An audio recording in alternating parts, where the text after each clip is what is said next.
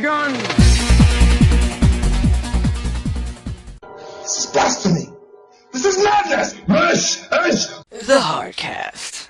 It's time for another ragingly overpowered episode of the Hardcast. I'm your host, Chris, and today I'm joined by Steven. The man whose night is so Xeno. Victor. Seriously. Eddie. Code Geass is the greatest story ever told. Wait, I made it funny. And Patrick. Buttman the Great!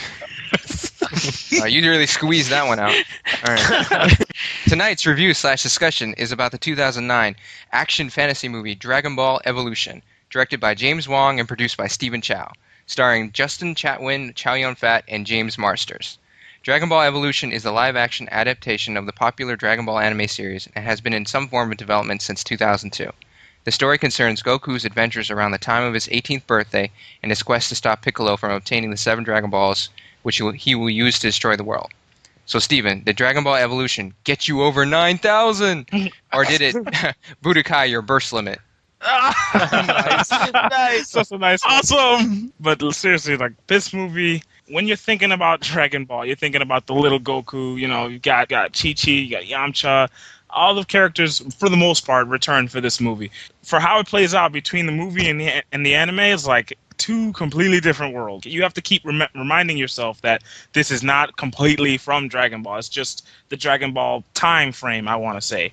Because Goku looks a bit off. I mean, Chi-Chi and Bulma. Everyone looks a bit off. That's putting it nicely. Yes, one of the better characters, Chi-Chi. You know from her in Dragon Ball Z how she's anti-fighting. She would never let you fight. She's stopping Goku and Gohan from getting any stronger.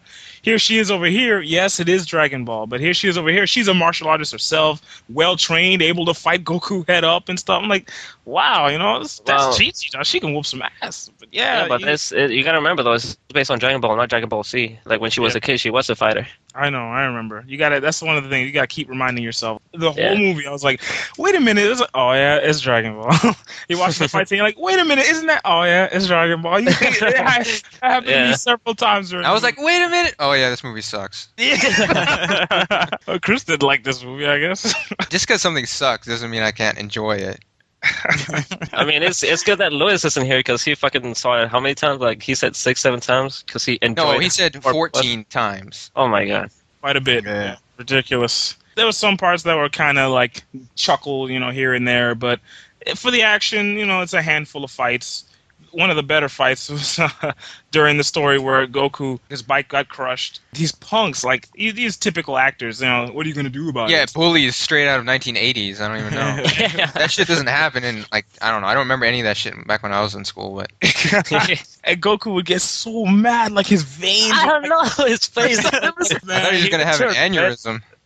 He would turn red and the fucking his head bench up his fist. Like Goku could destroy the world just because his bike got crushed. I mean, this guy got so angry, dog. Yeah, man, this shit was crazy. Well, I think my brother was like, "Why is he even on a bike? Can't he fly wherever he wants to go?" Not yet.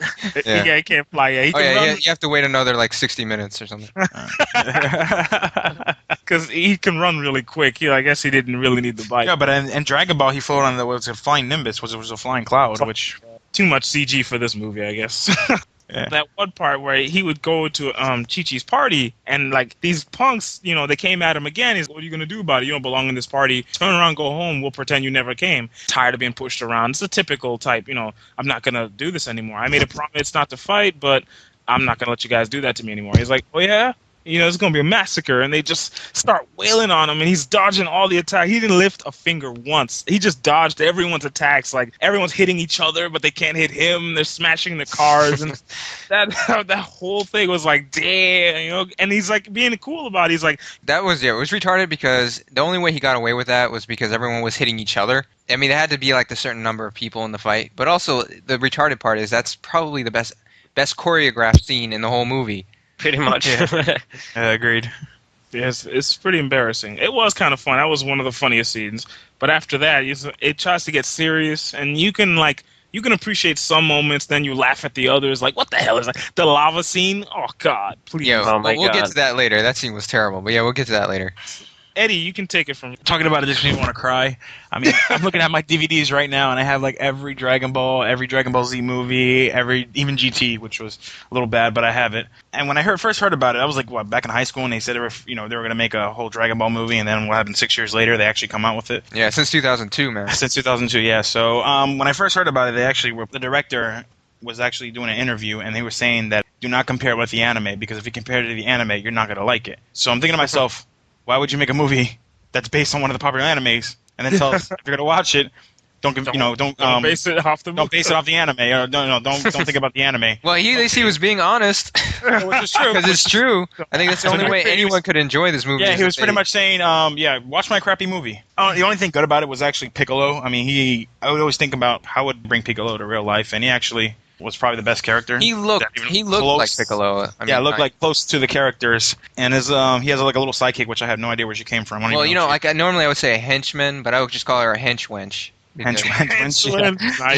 Because she sucked. Actually, I wanted. She got owned and almost. I mean, in the beginning she was kicking ass, but later on she got owned all the time. And ever since she came out, yeah. Yeah, I wanted to name Piccolo something else. I wanted to name him Pick Another Hoe because he needs another girl.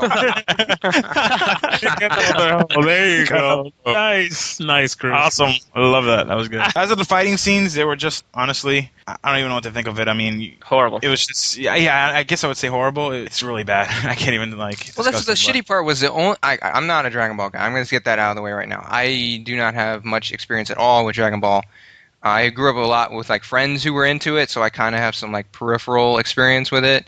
And I saw the games and things like that. So I'm aware of what Dragon Ball should look like at least. This movie doesn't really have it. It's only at the very end there's like a fight that lasts 30 seconds or less that I was like, oh, okay, this looks kind of like a Dragon Ball fight. But that was like it. Like the whole movie, I was like, there's nothing in the movie that makes me feel, oh, okay, this is Dragon Ball. Other than like I see Piccolo and I'm like, oh, that looks, Piccolo. Yeah, like Piccolo. Yeah, exactly. And then one thing that really pissed me off is Piccolo they call his alien race a Namek, okay? In the movie, they name him a Namek, which I fucking blew up. And I'm like, what the hell is a Namek?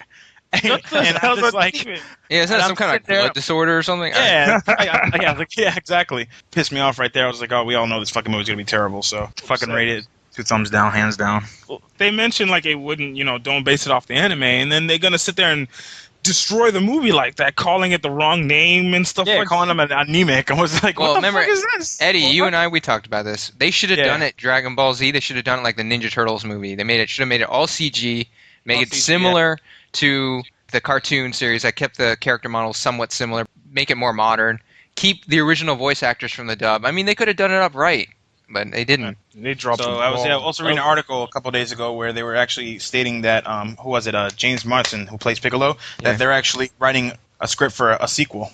So I don't know how that's going to work out, but reading reviews and stuff, it was like the #1 movie when it first came out. He needs the money, man, because there's no more Buffy anymore. Exactly, there's no more Buffy.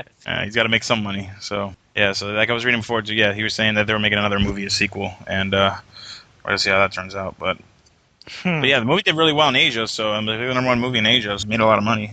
It only made by Asian million here, though. standards. Yeah, exactly, true. But yeah, it was like #1 movie, I guess, from our standards, because we're so used to the whole hardcore fighting and just the graphic. Well, maybe they rewrote the story for over there, because like the guys in the theater were like, oh, let's put in like subtitles and make sense and stuff. There you go. That's exactly what they. You figured it out, Chris. You figured it out. Yeah, they're like, oh, we really love this comedy that makes fun of Dragon Ball. Really funny thing.